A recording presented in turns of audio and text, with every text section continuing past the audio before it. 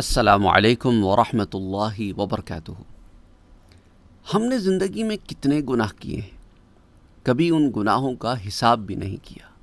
کبھی حساب کرنے بیٹھیں تو عقل دنگ رہ جائے، ہم پریشان ہو جائیں۔ آئیے قرآن کریم سے دو آیات مبارکہ آپ سے شیئر کرتا ہوں اور گناہوں کے گننے کے بارے میں آپ کو ایک واقعہ سناتا ہوں، اور ساتھ ساتھ یہ بتاتا ہوں کہ اللہ عز و جل کتنا رحیم ہے، کتنا کریم ہے۔ آئیے سورہ آل عمران کی آیہ نمبر 29 اور آیہ نمبر 30 دیکھتے ہیں۔ اللہ عز و جل کا ارشاد پاک ہے، اعوذ باللہ من الشیطان الرجیم، بسم اللہ الرحمن الرحیم، قل ان تخفوا ما في صدوركم او تبدوه يعلمه اللہ۔ آپ فرما دیں میرے پیارے نبی صلی اللہ علیہ وآلہ وسلم کہ تم اپنے دل کی بات چھپاؤ یا ظاہر کرو، اللہ کو سب معلوم ہے۔ وَيَعْلَمُ مَا فِي السَّمَاوَاتِ وَمَا فِي الْأَرْضِ، اور وہ جانتا ہے جو کچھ آسمانوں میں ہے اور وہ جانتا ہے جو کچھ زمینوں میں ہے۔ وَاللَّهُ عَلَى كُلِّ شَيْءٍ قَدِيرٌ، اور وہ ہر شے پر قدرت رکھنے والا ہے۔ یوم تجد کل نفس ما عملت من خیر محضرا وما عملت من سوء، یاد کرو جس دن ہر شخص اپنے تمام اچھے اور برے اعمال اپنے سامنے موجود پائے گا، یعنی کہ قیامت کے دن۔ تو کیا ہوگا؟ تودوا لو ان بينها وبينه امدا بعيدا، تو تمنا کرے گا کہ کاش اس کے درمیان اور اس کے اعمال کے درمیان کوئی دور دراز کی مسافت حائل ہو جائے۔ وَيُحَذِّرُكُمُ اللَّهُ نَفْسَهُ، اور اللہ تمہیں اپنے عذاب سے ڈراتا ہے۔ کیوں ڈراتا ہے؟ کیونکہ اب بھی وقت ہے، توبہ کر لو، باز آ جاؤ۔ کہیں ایسا نہ ہو کہ اس دن تم اس شخص کی طرح کھڑے اپنے اعمال دیکھ رہے ہو اور پریشان ہو رہے ہو کہ کاش میرے اور ان کے درمیان کوئی بڑی مدت ہوتی کہ ابھی میں مرا نہ ہوتا اور ابھی میرے پاس وقت ہوتا کہ میں نیک عمل کرتا رہتا اور کامیاب ہو جاتا۔ تو اس لیے اللہ عز و جل تمہیں ابھی سے ڈراتا ہے، ابھی سے خبردار کرتا ہے کہ باز آ جاؤ۔ اور دیکھو جب تم اپنے گناہوں پر شرمندہ ہوتے ہو، نادم ہوتے ہو اور اپنے گناہوں پر معافی مانگتے ہو تو یاد رکھو واللہ رؤوف بالعباد، اور اللہ بندوں پر بڑا مہربان ہے۔ یہ اس کی مہربانی ہے کہ سارا پرچہ آؤٹ کر دیا، ساری شے تمہیں بتا دی ہے کہ کیسے زندگی گزارنی ہے، کیا کرنا ہے، کن کاموں سے بچنا ہے، کون سے کام کرنے ہیں، قبر کی کیا سوال ہیں، قبر میں کامیابی کے لیے کرنا کیا ہے، زندگی کیسے گزارنی ہے، ساری چیزیں تم کو بتا دی ہیں۔ کیوں؟ کیونکہ وہ بڑا غفور ہے، بڑا رحیم ہے۔ تو اب آپ یاد رکھیں، اس ضمن میں علماء کرام فرماتے ہیں کہ اگر انسان ان دو آیات پر غور کرے اور ان الفاظ پر غور کرے گے، یوم تجد کل نفس، جس دن ہر شخص پائے گا، یہ الفاظ ہی کافی ہیں انسان کو چوکنا کرنے کے لیے کہ ایک دن ایسا بھی ہے جس دن میں نے کچھ پانا ہے۔ I will either get rewarded or punished، یا تو مجھے کوئی ریوارڈ مل جائے گا یا سزا مل جائے گی۔ ایک ایسا دن آنا ہے، اور جس دن چیزوں کی پیمائش ہوگی، اعمال کی پیمائش ہوگی، تو سورہ آل عمران کی آیہ نمبر 29 اور 30 ہر شخص کی اصلاح کے لیے کافی۔ اس آیت پر ہم جتنا غور کریں اتنا دل میں خوف خدا پیدا ہوتا ہے۔ وجہ کیا ہے؟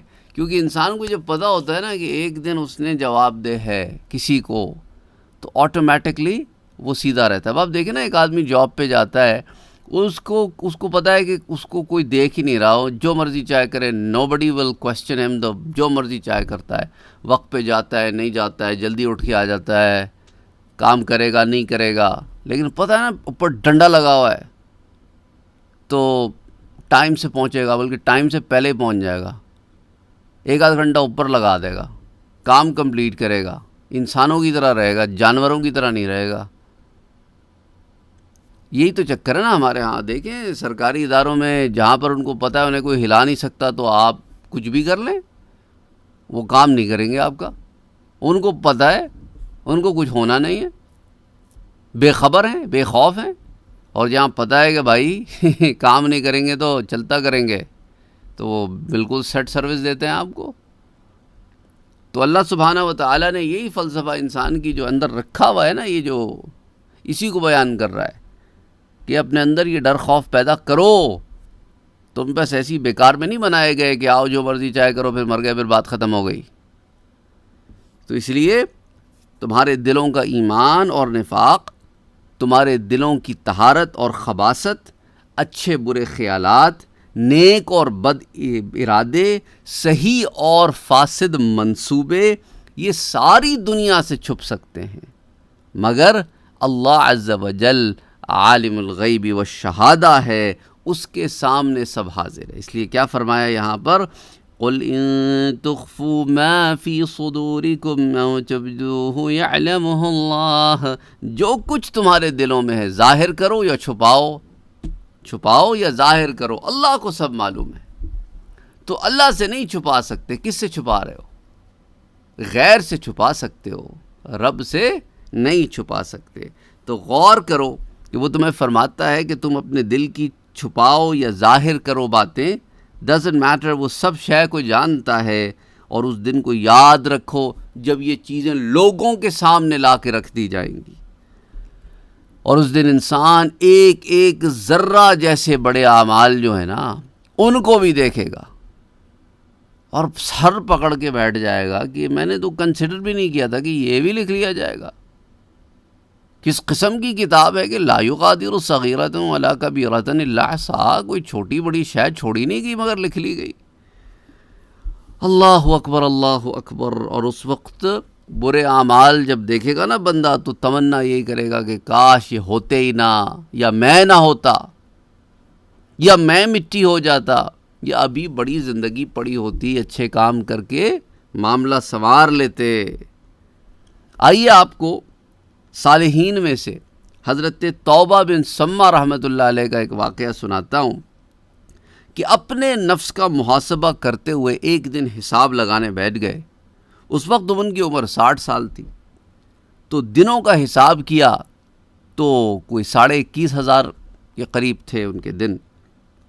تو جب یہ دنوں کا حساب کر کے فارغ ہوئے تو چیخ اٹھے اور فرمایا کہ ہائے افسوس، اگر میں نے روزانہ ایک گناہ بھی کیا نا، تو اللہ کے سامنے جب میں حاضر ہوں گا تو 21,500 گناہوں کے ساتھ ملاقات ہوگی، اور اگر روزانہ میرے 10,000 گناہ ہوں پھر میرا کیا ہوگا؟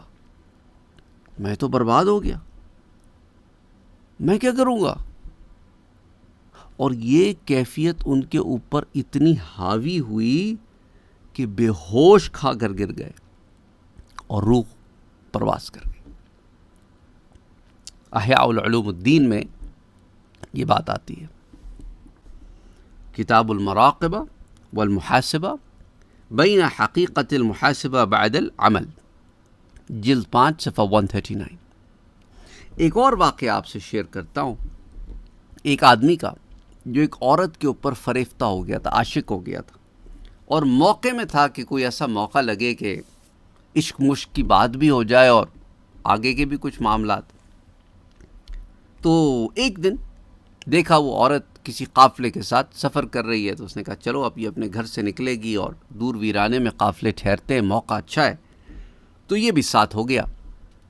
اب جنگل میں پہنچ کر سب لوگ سو گئے، آدمی اس عورت کے پاس آیا اور اس سے اپنے دل کا حال بیان کیا۔ عورت نے اس سے پوچھا کہ کیا سب لوگ سو گئے یا سب سو گئے؟ تو اس نے کہا میں دیکھ کے آتا ہوں۔ اب جب ادھر ادھر دیکھ داکھ کے آیا، وہ کہنے لگا کہ سب تو سو گئے ہیں اور کوئی نہیں جاگ رہا۔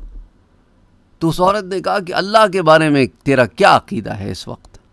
تو کہنے لگا اللہ تو نہیں سوتا، اسے نہ اونگ آتی ہے نہ نیند آتی ہے، وہ تو پاک ہے ان چیزوں سے۔ تو کہنے لگی کہ کوئی نہیں دیکھ رہا پر اللہ تو دیکھ رہا ہے۔ ہم گناہ کیسے کریں ہیں؟ ہم گناہ کیسے کریں؟ اب جب اس نے یہ بات سنی نا، اس کے تو اوسان خطا ہو گئے، پریشان ہو گیا، پاگل ہو گیا کہ یہ میں کیا کرنے لگا تھا. میں اتنا غافل ہو گیا تھا کہ مجھے بندوں کی فکر تھی، رب کی فکر نہ تھی. اس عورت نے کہا ہاں، اس کا تم پہ زیادہ حق ہے کہ اس کی فکر کی جائے. تم بندوں سے ڈر رہے تھے، رب کائنات سے حیا نہیں کی. یہ بات سنی تو وہ شخص وہاں سے اٹھا، اس عورت کو چھوڑا، گناہ کا ارادہ ترک کیا اور گھر کو چلا گیا، اور گناہوں کا راستہ ہمیشہ کے لیے چھوڑ دیا. جب اس شخص کا انتقال ہوا تو کسی نے اسے خواب میں دیکھا اور پوچھا کہ ما فعل اللہ بکا، اللہ نے تیرے ساتھ کیا معاملہ کیا؟ اور اس نے جواب دیا کہ اللہ نے مجھے اس گناہ چھوڑ دینے کی وجہ سے، اپنے خوف کی وجہ سے، میں نے اس کے خوف کی وجہ سے جو اس دن گناہ ترک کیے تھے، اس کے سبب اللہ نے مجھے معاف کر دیا، اللہ نے مجھے بخش دیا.